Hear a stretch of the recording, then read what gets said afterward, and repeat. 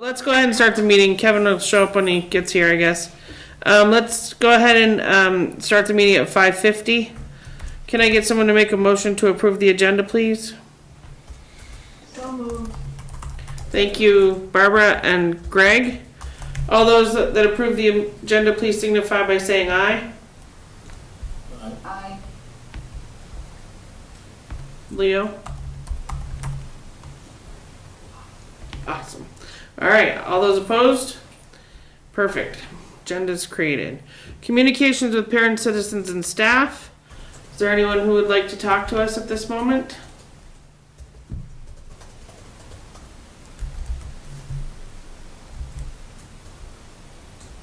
Okay, so I'm going to move on. Okay, consent agenda. Can I have someone make a motion to approve the consent agenda? Hey, I have an edit that needs to happen to the minutes. Okay, so we'll pull the minutes off. Please, thank you. Yep. Okay, so can I get someone to make a motion to approve the consent agenda without the minutes?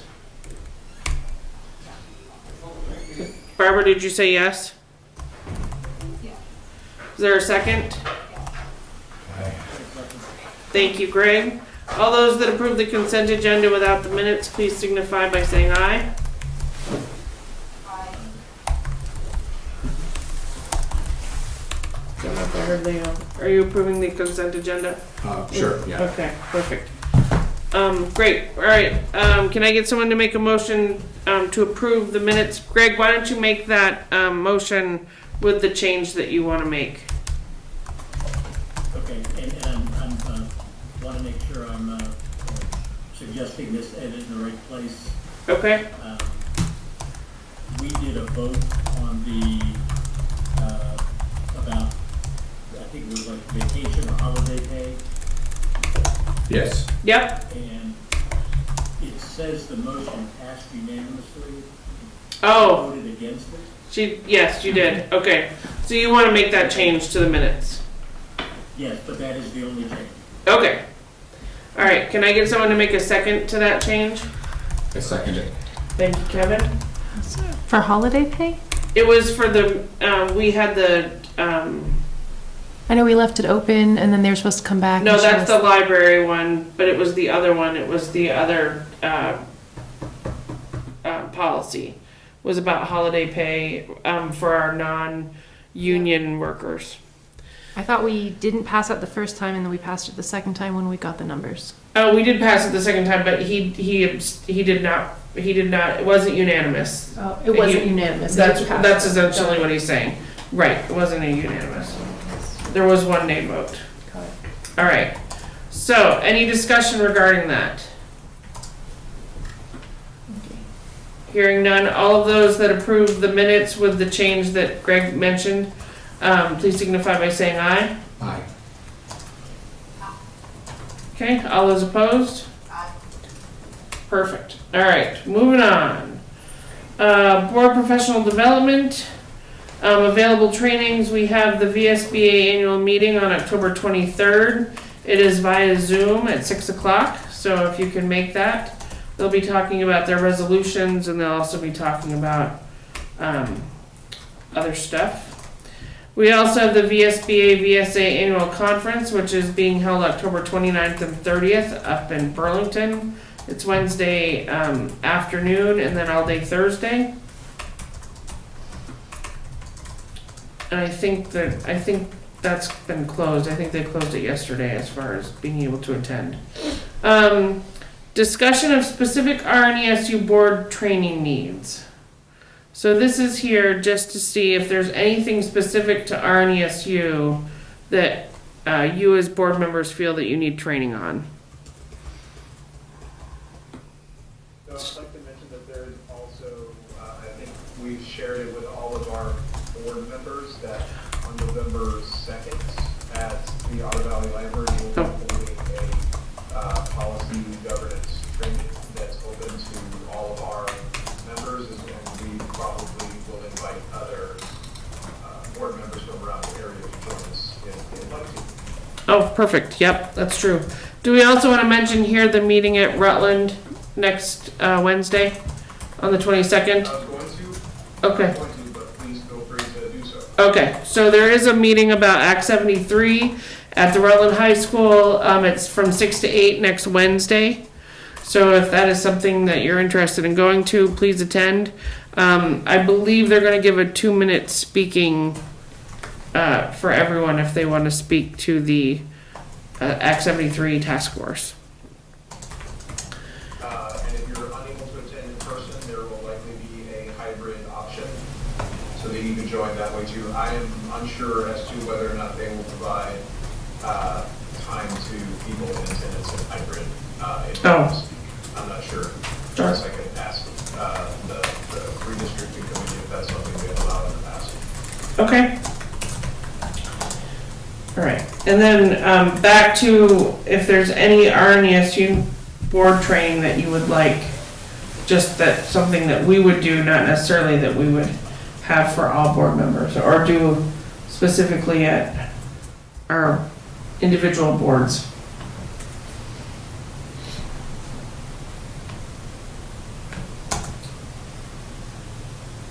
Well, it's no doubt premature, but I would like to know what's going on with the state, you know. Oh, well, yeah, nobody knows that yet. I mean, that, so as far as the state is concerned, those maps are supposed to be available as of December 1st. And then the legislature gets them from there. So legislature doesn't open until January. Yeah. So, yeah, we're in a holding pattern I there. don't have any. Okay.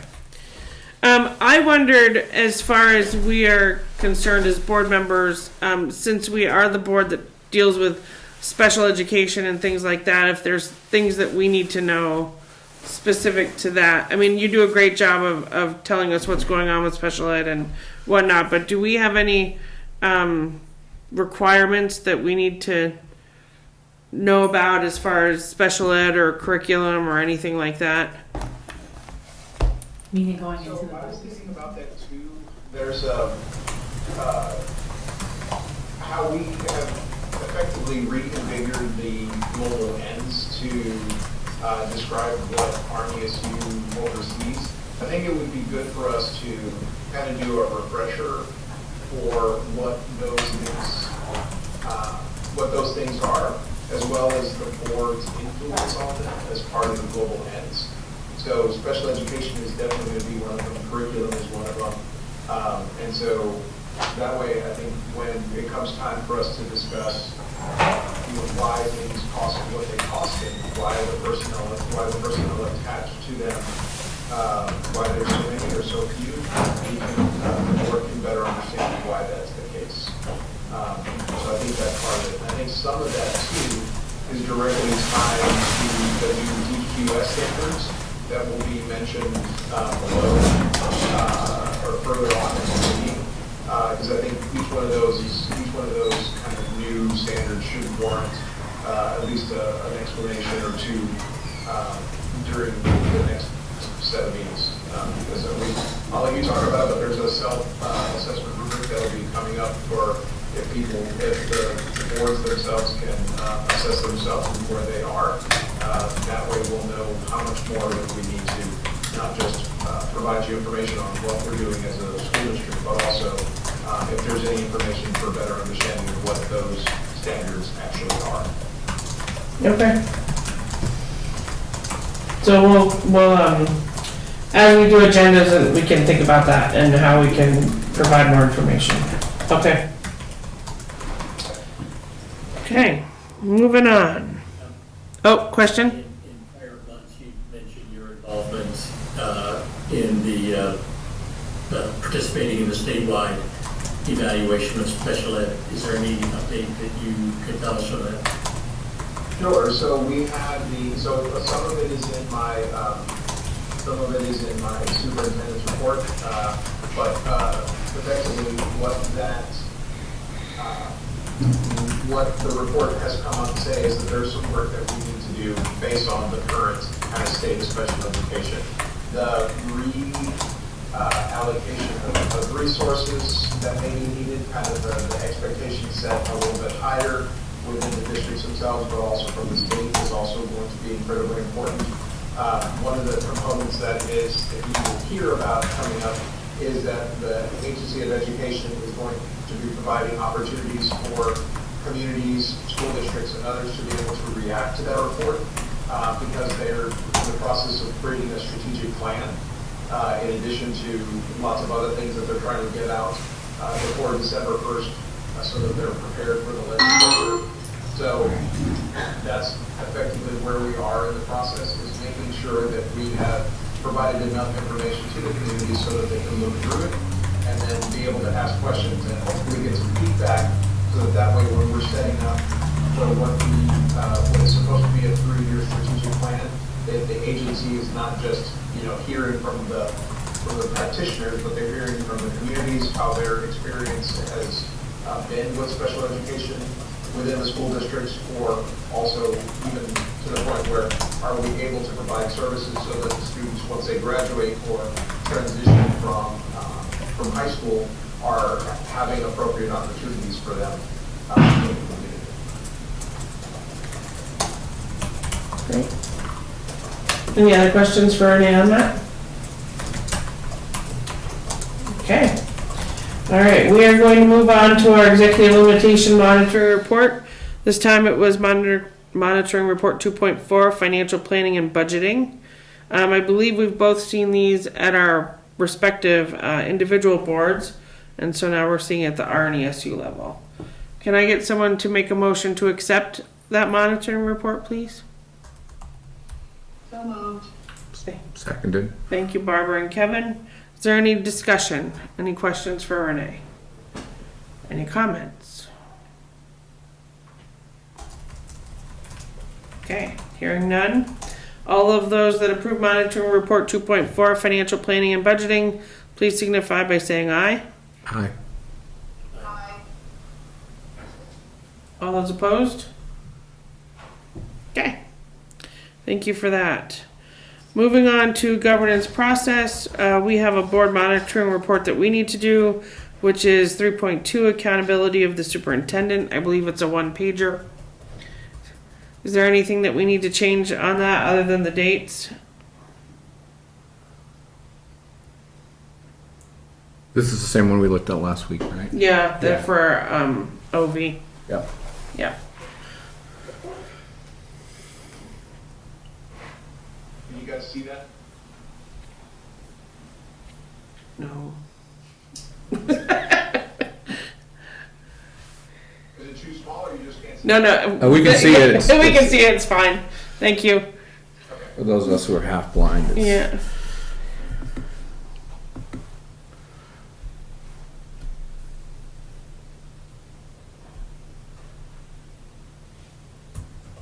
Okay, not hearing anything, so if you guys are good with this, we'll move on. Winter break meal box consideration. I'm gonna ask Renee to talk about that one. Okay, let me see if that is in, yes, it's there. Hold on 1 second, I will share my screen. I gotta, And I believe Brenda sent something out to all of us, or Melinda did, about this. yes. Let me share my screen.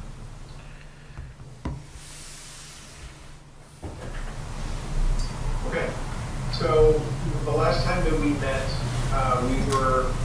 we brought up a concern how, or knowing that we had a 14-day winter break, and that it was going to be challenging for many of our families, given that our food service programs are going to be closed. We had a lot of success this summer, and through our Veggie Van Go program too, we know that we have many more people participating in it as the need is continuing to increase. So we suggested to the board that we would like to be able to have something for our families over this 14-day break. So you charge us to kind of come back with how much it's going to cost, what's it going to look like. So this document that you see in front of you is what we are hoping to provide for the community. So in one of the issues is that unlike the summer feeding program, the National School Lunch Program will not reimburse us for this. So this money will be coming out of our general budget, so that way we would be able to provide these meal boxes available for families. Each one will have 7 days of breakfast and lunch. They are frozen, microwavable lunch entrees and milk. Each box for 7 days will cost about $53, and so the meals we bought are frozen if unused. So our goal would be able to provide this to families on the 2 Mondays, of the break. Those once at Lothrop early in the morning and once at Otter Valley later in the morning. And so this will happen on both December 22nd and 29th. And so we would end up having, we would have volunteers help distribute it. And so our total cost we are looking at is about $31,000 for about 600 boxes. And we are looking for about $20,000 from the RNESU general fund, and then we will see if we can work with our schools to raise the remaining $11,000, about approximately $12,000. So we will, like we did in the summer, we will send out a survey to determine anticipated demand. We don't know right off the bat how many people will be really interested, but we feel like based on our numbers from our Venti Banco program, those numbers have been pretty high, and the numbers from this past summer, we regularly gave away all of the food that we had ordered. And then we have any unclaimed boxes as a result of our purchasing. We will donate them to the local food shelves so they will continue to be used. And so what we are asking for is to have this winter student meal box program authorized, or authorize us to spend $20,000 from the general fund and allowing us to find other sources of about $12,000 so that way we can provide this to our communities. And so like the document says there, if the interest seems low, we may not need that in the entirety of the $12,000. We just wanted to be prepared to go that high if we needed to. And as mentioned above, it looks like we would be serving about 300 boxes a week, or 300 families, or 300 students per week. Can you explain what you mean by reassigning food service administrative staff? Does that mean that I don't understand what that means. Does it mean that we're paying someone right now as administrative staff for that, or how is? So I'm gonna tell you right off the bat, I'm not sure what that means. Just because I don't want to say something and then it be incorrect. Okay. So I can provide clarity back to the board via email, or I can bring it back again at another time. But I just wanted to make sure. But thank you for pointing that out. Renee, I think I do remember what Brenda did tell us. If you want me to share, or do you want to just wait? Sure, if you remember that. Yeah. So Brenda explained to us that we have some administrative staff at here in central office that part of their salary is paid through funding that is for food service, and what she can do is sort of shift around some of that funding so that we free up some of those food service dollars to go towards that, and then basically use general fund for paying of staff. Okay. Yeah. I probably didn't say it as well as Brenda would say it, but do you remember that now, Renee? Yeah, I think so. Yeah. Okay. So thank you for that. Okay. Well, the way it was worded, it made me think that someone wasn't going to get paid for a certain period of time. Right. For this, and no, it's just shifting like funding sources. Okay. Yeah. Yeah. Understood. Yeah, we can add that too, to add clarity of shifting $20,000. Okay. So you need, a motion. Is anyone willing to make that motion? So moved. So Kevin is making the motion to, take $20,000 of RNESU monies and allocate it towards this and allow you to find the other up to 12,000 from the schools. That's Correct? correct. Okay. Is there a second? Second. Thank you, Barbara. Is there any discussion? I think we all know that this is a great idea for our families that need this service. One quick question. It's not a,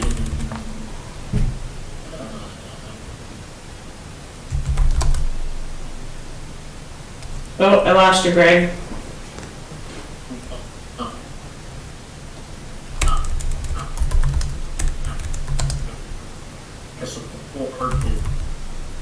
Greg, sorry, you're cutting out. Is there a way for you to start over?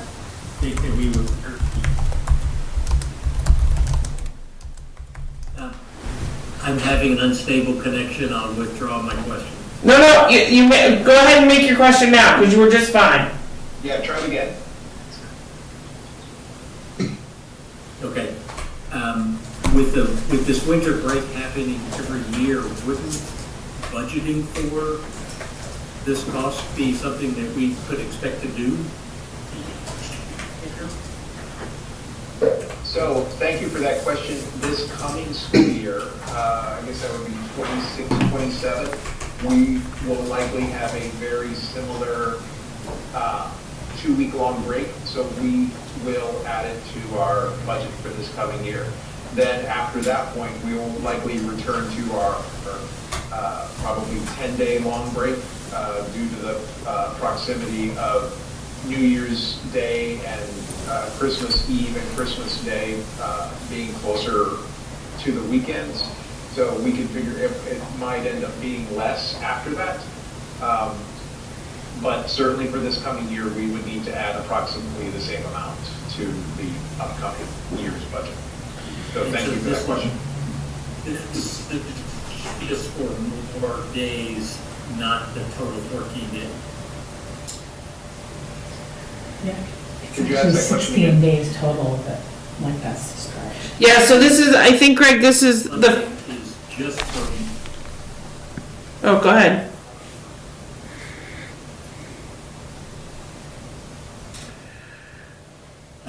my connection's bad, I'll stop. I'm in support, so go over the vote.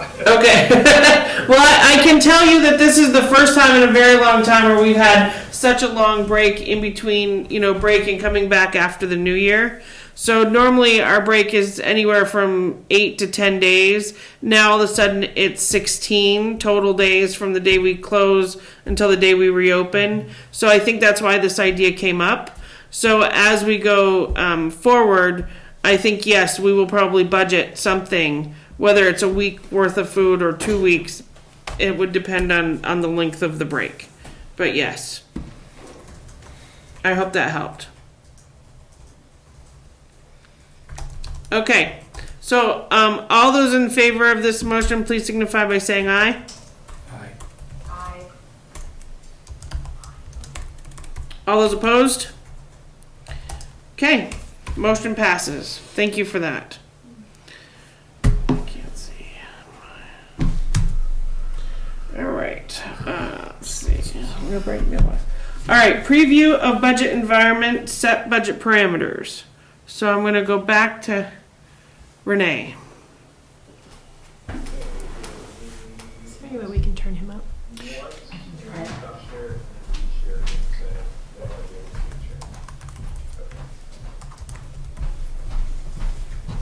you now see the Yes. Yep. slideshow? Okay, great. Okay. All right. So I think Otter Valley has seen this presentation. I'm not sure if Barstow has seen it yet, but we can go through it, and then Barstow, you'll see it again on Monday, but not in a shorter fashion.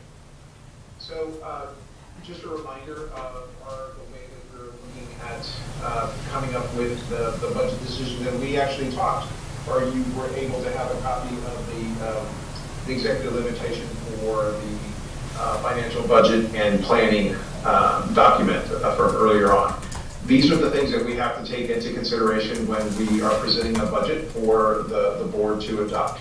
So we have our global ends, we have our goals that we set earlier in the year, we have our things that emanate from the EQS, which says that we should have a fairly or a relatively equal set of opportunities for students comparable to the rest of the state. And then this year, based on last year's data, these 5 focus areas are the things that we are really making sure that we not only included them in our continuous improvement plan, but we wanted to make sure that these are things that we're talking about on a regular basis. These 5 things are attendance, academic performance and growth, behavior and social emotional learning, graduation rates, and then college and career life readiness. These are the things that we think should drive our budget, because as you know, a budget is really a document that is reflective of the community and what we hold dear. And so right now, making sure that these things that these 5 focus areas really will help our students get ready for either their next grade, their next school, or their next step in the journey for life.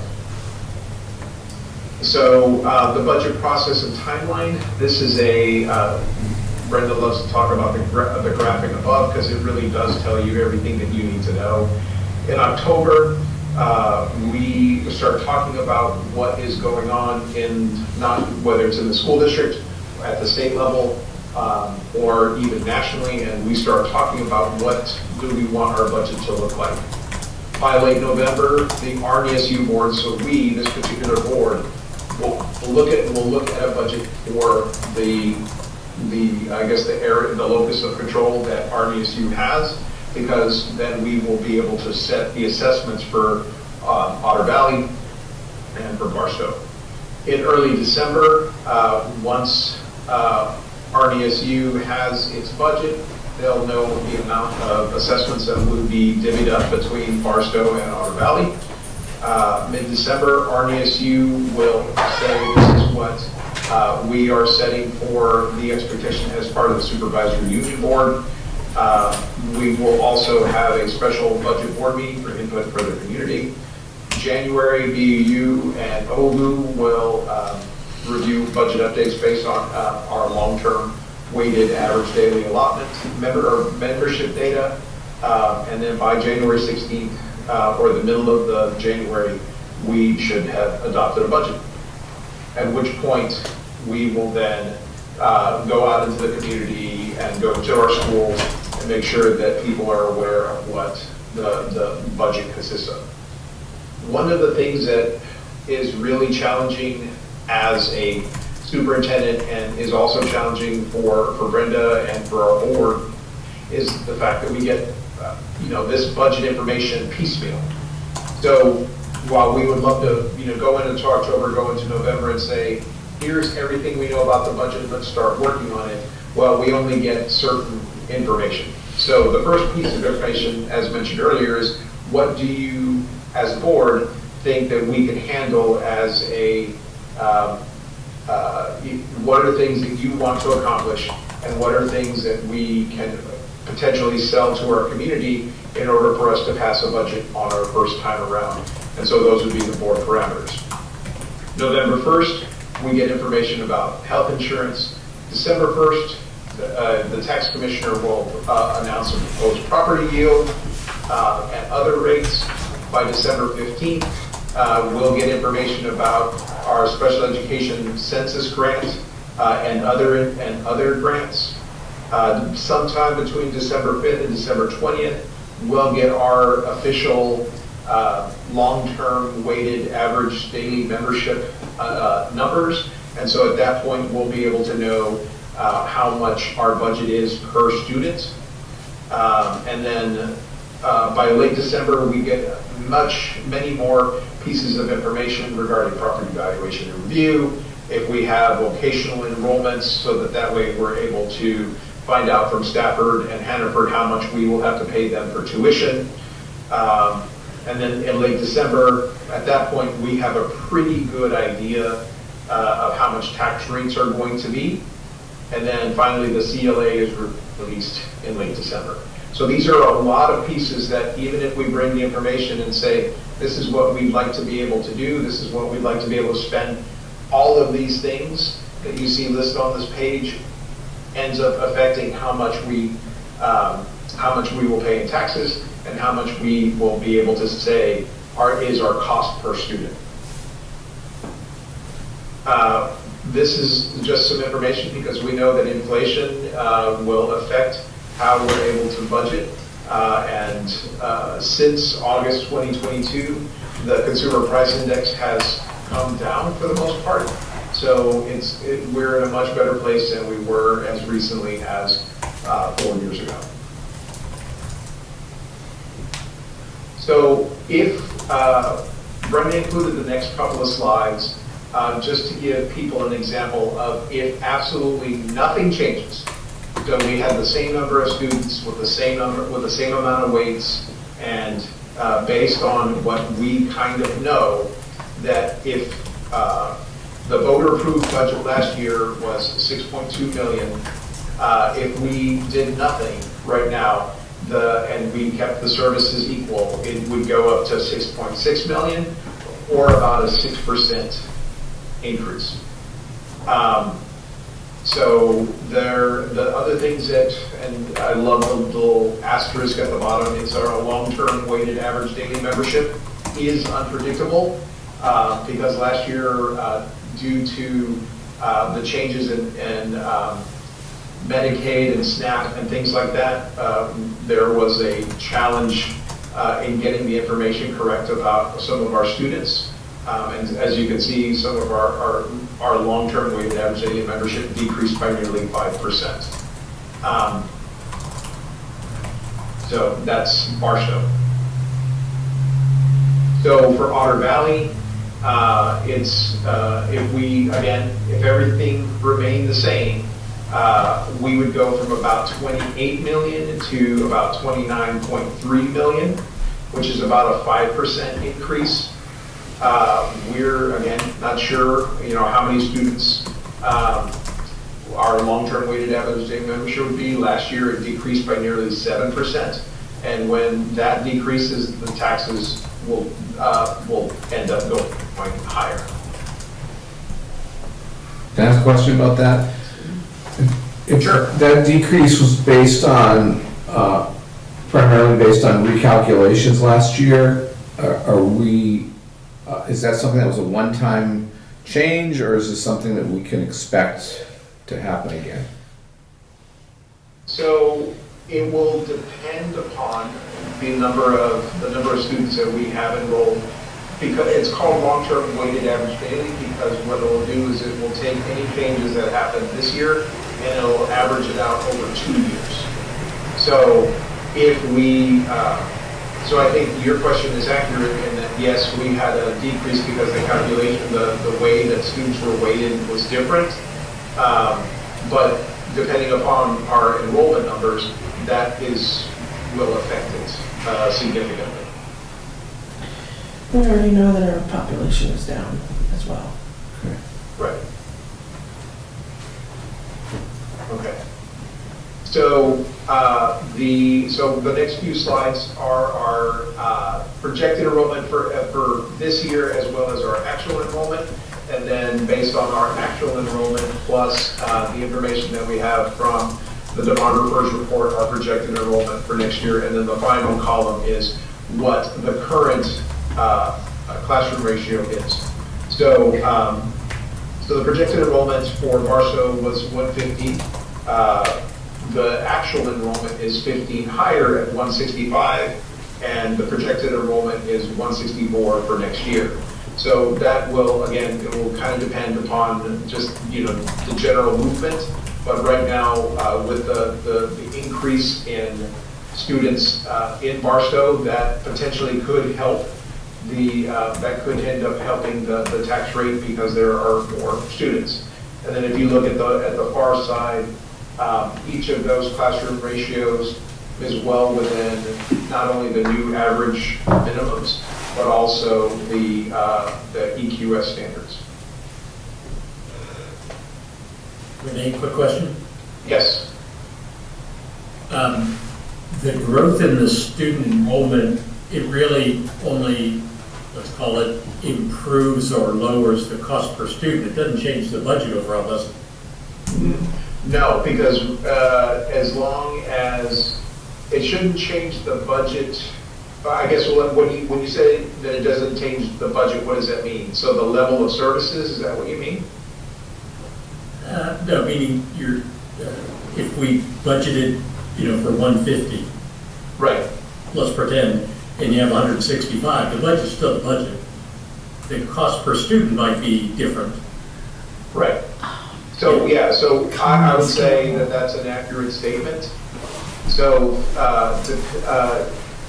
Brenda would probably know better, but I think what your statement is true, is that, so we budgeted for 150, and we kind of carried that over, given that that's not necessarily going to change the classroom ratio at all, and we may not add any extra teachers, that the cost per student would actually go down, since we have 15 more students, but we didn't necessarily add anything.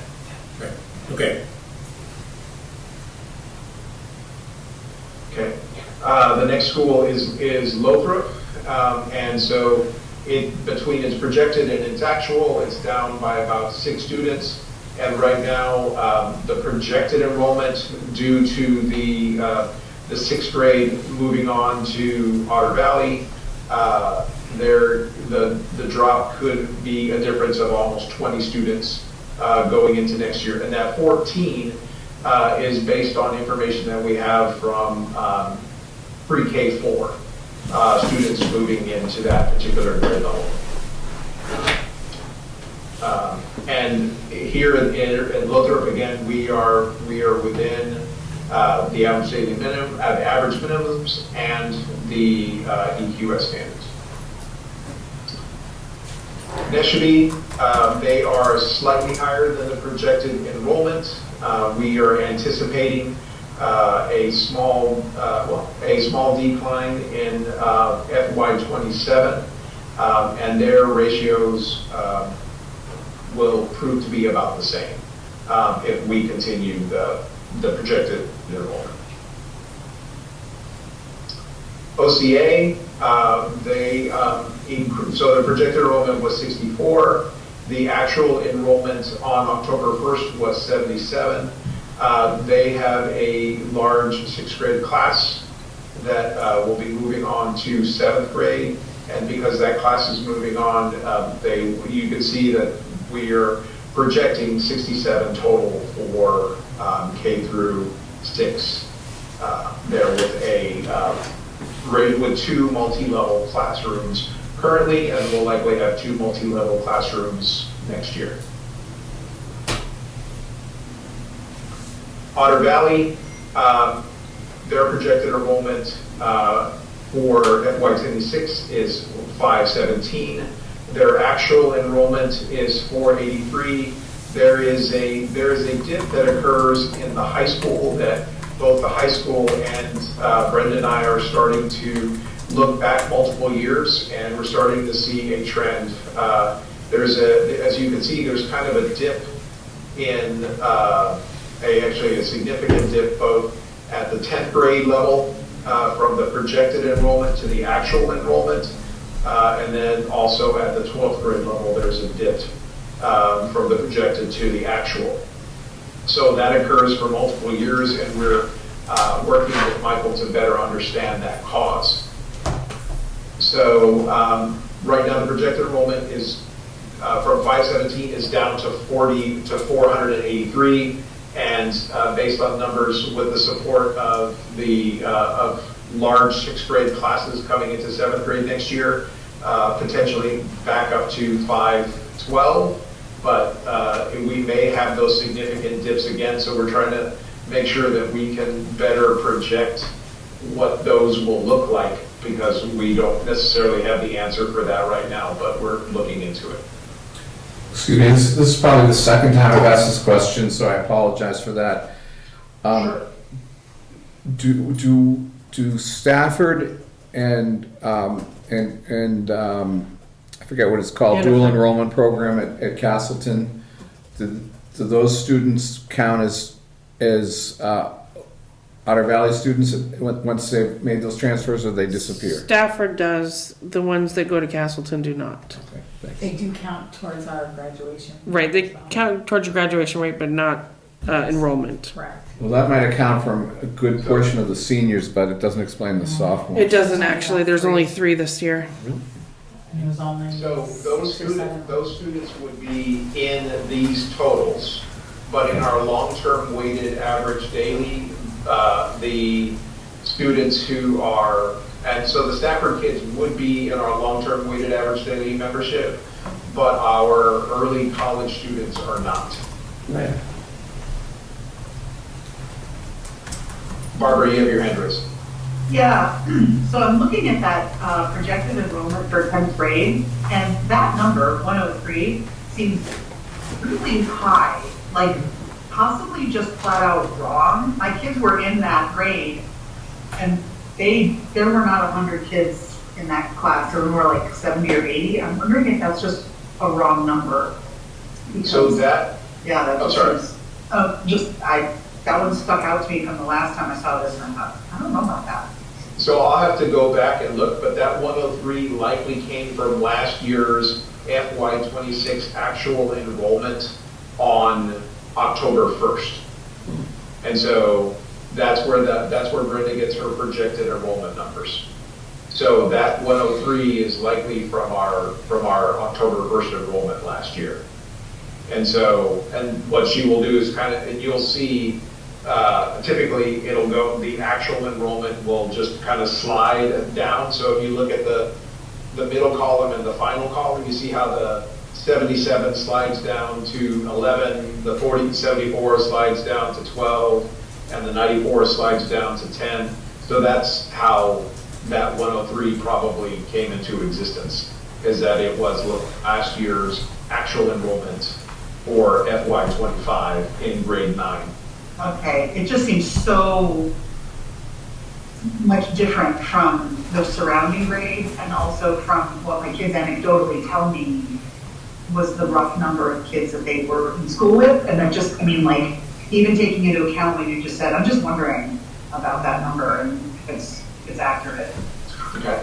Barbara, something else that they're looking at is so a couple things. I'm pretty sure that is the big class that we anticipated a few years ago coming into the middle school. But also, one of the things that they're looking at is how are students tracked if they do not have enough credits to move from 9th grade to 10th grade and 10th grade to 11th.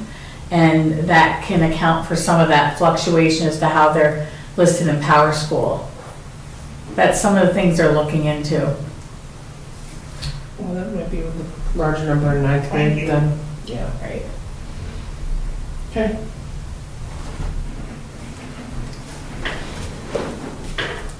So thank you Debbie for that. So among the new legislation components, and mentioned them slightly, as far as we have to keep an eye on average class size minimums, which particularly when you get to the high school level or the middle school and high school level, there's not really any rules or definitions how those are going to be calculated. So we're waiting for that advice. There's some new tuition rules, of which Barstow, because of school choice, there are schools that will allow the tuition to, rather than being, tuition can go anywhere in the world. There are now 18 eligible schools that the tuition can follow the student to. Lori mentioned that there are some public hearings. The Oxbow has already happened. Leland and Gray, I guess, is tomorrow. And we bolded the Rutland High School one in case you're able to attend. The next line, the voting boards, that will come into fruition. So a voting board would be in case a map or a series of maps are approved, we would go from individual towns having school board members to potentially school board members could represent multiple towns within larger school districts. And the first election would take place November 2027. And then in beginning FY29, we'd be looking at a foundation formula where the budget or the budgets would be set, or the amount of money that each school district would get would be based on information submitted to the state, and then the state would provide the funding rather than the voting taking place at the town level. Things like statewide calendar, things like property tax changes to income sensitivity for household incomes up to 115,000. So there's other components like graduation requirements will be looked at. A lot of things that are going to be coming down the pipe that we will have to be providing you information on as they continue. And of course, many of the things that are set in Act 73 there are things that have to happen for them to take place. If they don't take place, then they're either going to be pushed back, or they could go back to the legislature for another vote. In the last item under future, we are hearing some good news that there may be some help coming from the legislature to help us pay for upgrades and potentially new construction, because right now that foundation formula doesn't take into account things like transportation, CTE, facilities, debt service. Doesn't take those things into account. It's theoretically just for what's taking place in the classroom. The things on the left-hand side in the red, one of the things that happened last year is that the governor used about $118,000 to pay down the tax rate. Not sure if the governor will have that amount of money this year, but potentially there could be, and there's some additional help buying down the tax rate, but there's no guarantee that that'll happen. So if that happens, that will definitely benefit our taxpayers, but if it doesn't, then it could be more challenging for us when we go to town meeting day.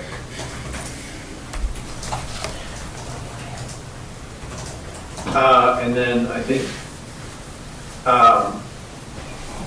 so WASBO and VSBA and VSA, they have guidance that they provide to the school boards and to administrators, is that we want to make sure that we're working together to draft a budget that meets your expectations.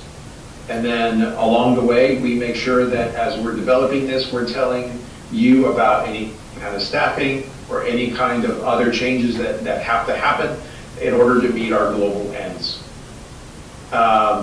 Then it is my responsibility to make sure that you know how, if we're saying that this budget is not only going to meet global ends, it's going to serve our focus areas, that I share with you how it's going to happen. And then finally, that this final proposed budget is going to meet the priorities and is fiscally responsible. So as part of my executive limitations, I'm responsible for not only doing this in our planning stage, but also when we are actually spending the money along the way. So if I didn't do this, I would have to say that we are not in compliance with our executive limitations. So we know that there is going to be, these are some of the things that drive our costs, however many people that we have in our district. We have successfully, now all 3 school boards have passed our collective bargaining agreements, both for our professional staff and also for our educative support staff, so that's awesome. We have already heard that health insurance is going to be, again, double digits. So we're not really sure if it's going to be 12% or if it's going to be 15%, but it's going to be another significant cost. We already know that inflation is going to affect what we do. Special education, we know that the cost of if we have any extraordinary costs in sending students to other places to be educated, that is a large cost driver within our system. Brian and Debbie and I are making sure that we are coming up with ways to make sure that we are as efficient as possible, but costs do have a tendency to increase. We have facility needs, whether they are deferred maintenance or they're just regular maintenance to make sure that our facilities are safe and clean and presentable. Those are regular ongoing costs. And of course, paying tuition can be an issue depending upon whether it's to Stafford or Hannaford or any of the tuitions that we pay for to send students for Barstow through school choice. And then finally, these are the questions that we ask you to reflect upon when it comes time, whenever it is that we bring information about the budget to you. Do we have a budget that looks like it could meet the district's stated goals and priorities? Are we talking about class sizes, and are they well within the class size policy? Are they well within the new Act 73 average minimums or the EQS standards? Are we able to meet the definitions of the EQS and the DQS? Are we addressing facilities needs? Does our spending on staff costs achieve the stated goals and priorities? And then does our cost per student compare to other similar districts in our region? And then at the end of the day, when we present all this information to you, does it end up being that the budget that we present isn't going to impact tax rates in our communities in a way that it will be challenging for our communities to support the budget? And then that's it. Are there any questions for Renee? Okay, thank you. So you want some parameters from us as far as RNESU is concerned, or do you feel you have your marching orders already? Yeah, I think if possible, if there are, you saw that Barstow, if we do nothing, is close to 7%, and RNESU, if we do nothing, is close to 5%. And that's our best guess right now. That doesn't include the increase in enrollment in Barstow and the decrease in enrollment in Otter Valley. So if there are some thoughts that you may have for us to kind of keep in mind, we want things like, we think we should continue forward with at least the level of services that we have right now, or we really should be looking for something closer to whatever percent you think your community would be more agreeable to. If you have that information, or if you have those thoughts, that would be a good time to share them. Okay, I have one unhappy thought. So let's assume that there's a minimum of 6% increase to break even, which I am quite certain everyone involved wants it to at least keep at the same level of services. And then Greg made this excellent point about the per pupil cost going up if our our average daily weighted membership number goes down. Which means between those two things, we're going to be presenting the public with a budget that seems like the spending per pupil has skyrocketed, and some people at least are going to focus on that. So we need a strategy to address that. And then another thing that Brenda brought up, which I think is very true last time, by last time I mean the last OVUU meeting, was the perception that the central office budget purely pays for administrative staff, which is a big problem. We need a strategy to address those two objections or questions, however you want to put it, to present to the public. This is really just keeping your kids, treading water in the same place, because it's going to be easily twisted to they're spending like crazy, and we're not getting anything better out of it.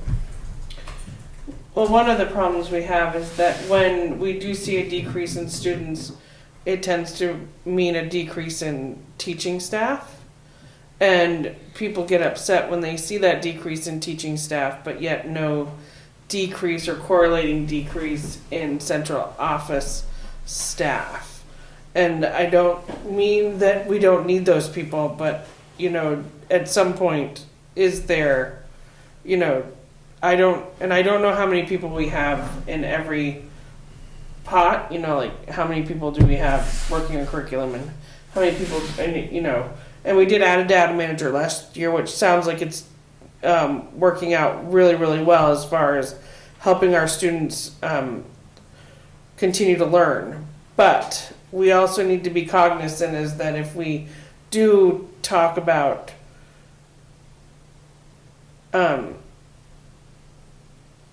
decreasing our staff in any way, that we also look at the RNESU budget and that correlates to that. Does that make sense?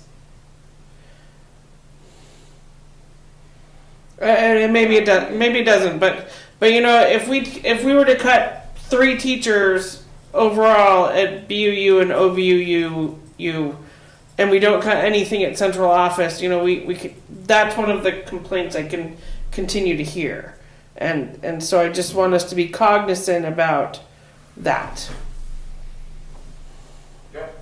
We can definitely have.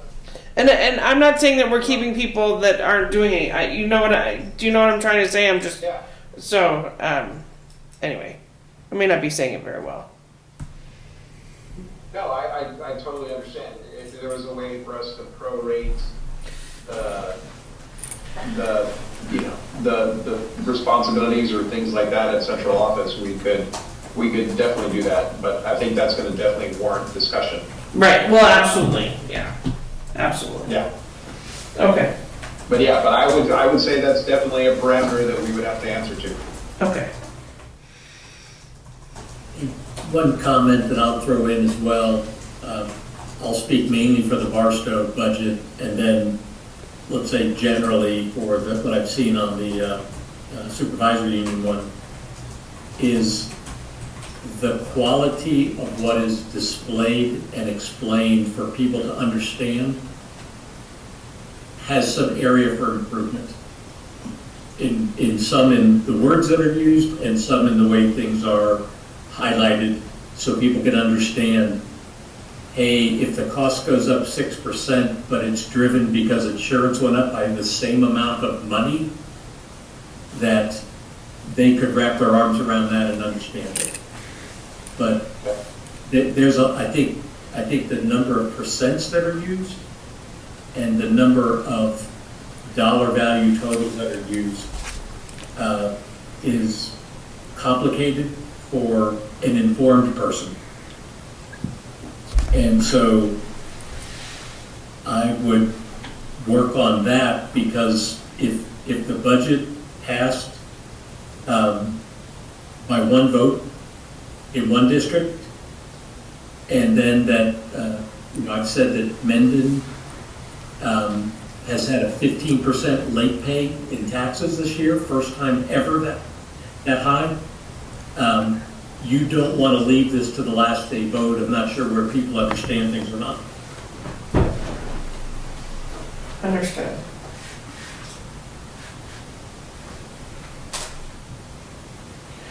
So I think So I have oh, go ahead. four things, and then, so one, need a strategy to effectively explain spending per pupil strategy to address kind of the perception that central office, the RNESU budget is basically central office administrators when it's really more central office staff that serve students and campuses. The next one is be able to explain or be able to address teaching staff reductions versus central office staff reductions. Then the final one is try to make better, or try to provide a better explanation using things that maybe like fewer percentages or dollar values in a way that people could understand the budget or the correlations between amounts or other things better. Yeah, and I'm going to throw out an example in the presentation we just had.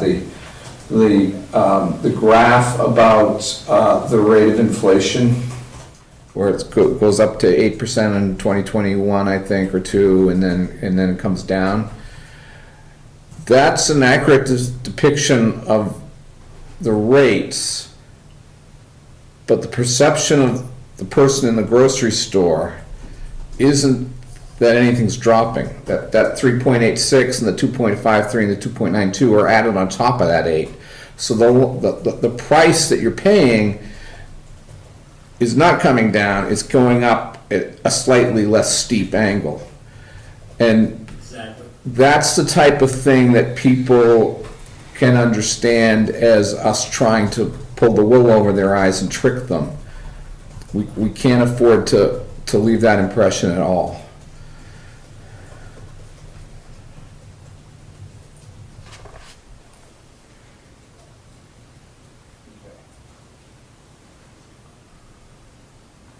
Okay, so that's good advice to find out, well, if we're gonna say something like this, sorry, it's echoing for non-conference room listeners. That if the consumer price index is additive, make sure that we design something that's additive. Whereas like if it's something that's inflation based, that would definitely be additive. So that, make sure that we have something that better describes what's going on. Yes. Yeah, we've slowed the growth. We haven't reduced the growth. Right, and I think the other thing, from my standpoint anyway, and if we are definitely losing students, then we want to keep services at the same level, yes.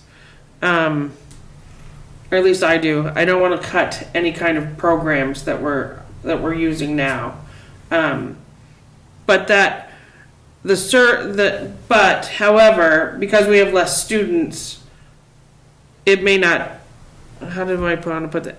If we have less students, even though we want to run all of our programs, we may not need as many. I'm talking staff again, but do you know what I'm saying? You know, Restructure. right? They might need to be restructured. Yeah, that's all I'm trying to say. Okay.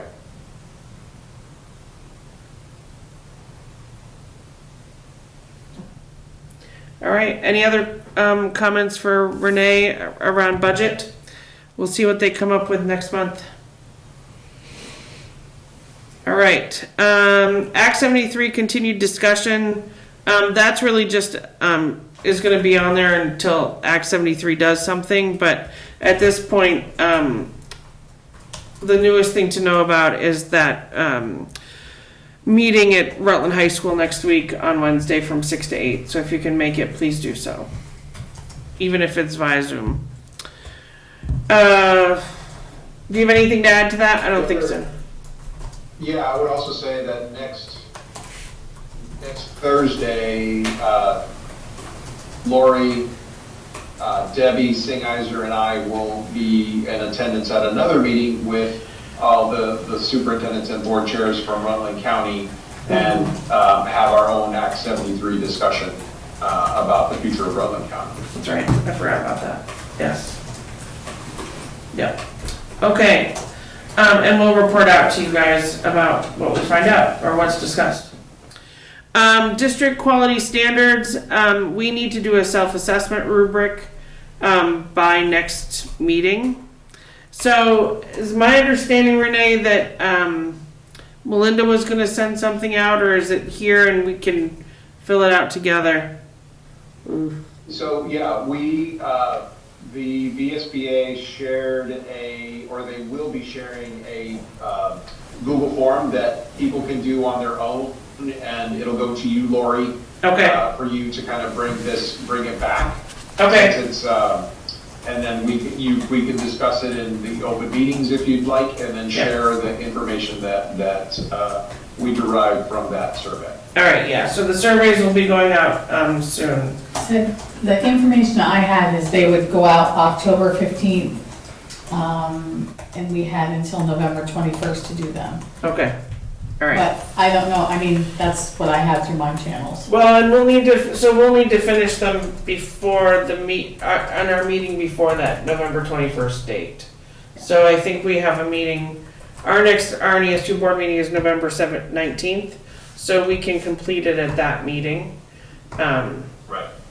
Yeah, and so RNESU will probably do it on Tuesday the 18th. So, yeah, all right. So just know that those surveys are going to come out. It's important that you guys fill them out. I'm sure it's going to be lovely and fun, but does need to be done so that we can show the AOE that we're following district quality standards. This is a new one on the agenda. Every month, Otter Valley has an RNESU update. We decided that on RNESU budget, we should have an OVUU and BUU update so that we know what's happening on both boards. So this is kind of a surprise for BUU, but do the BUU guys, Leo and Greg, do you want to let us know if there's anything happening on the BUU board that we should be aware of? What you're discussing?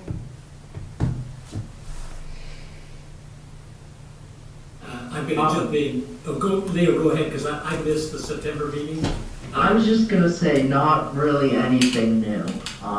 You heard Renee's presentation, but really nothing new. Okay. All right. Well, so just know that from now on, this will be on there. So if you guys could come with, updates that you're talking about, Act 73 and blah, blah, blah, this will just allow us to work together. And as far as Otter Valley is concerned, we meet again next Tuesday, but we met on the 6th or 7th of October. We set our budget parameters. We've asked the administration to look at some scenarios of some consolidation and reorganization of our schools. And so we'll see what they come up with or what's out there next week. And we've also, for your information, we haven't yet, but we will be reaching out to Proctor asking them to join our SD if they are so willing, although the paper has already said that we have, so. And the teams. Yeah, right. I don't know if there's anything else that Barbara or Kevin want to add to that. I have an announcement about something else that. This is something I'll repeat at OVUU, and it's probably primarily an OVU and even a Brandon thing. But Brandon High School had a plaque for its World War II dead that went missing for decades. And in the last few months, Conant Metal and Light in Burlington has restored it at cost or maybe below cost for them. They cut us a really good deal, and the Brandon High School Alumni Association has generously paid that, and so the plaque's been restored. There's going to be a rededication ceremony, and it's going to be put up in the Brandon Town Hall at some point in the relatively near future. The stories of the 6 young men whose names are on the plaque are very poignant. Some of them were very, very young indeed, 18 and 19 years old. So that's just something to keep on the back burner, as something that's going to be scheduled relatively soon. That's very exciting. Okay, so we are, let me confirm right now that all RNESU board meetings will be starting at 5:30 from now on, and they will be here, just because there's so few of us. So, I want to make that, and then Renee, if you have anything, from your informational superintendent report that you would like to report out on? Just a reminder that there is a quick survey on Vermont schools from the Commission of Future Public Education there. Please feel free to take the survey. And Greg, that the information about the special education of the state is listed there. And there's just a quick summary that I put on there of the kind of the 8 findings. But then it's also attached, so if people wanted to look through it.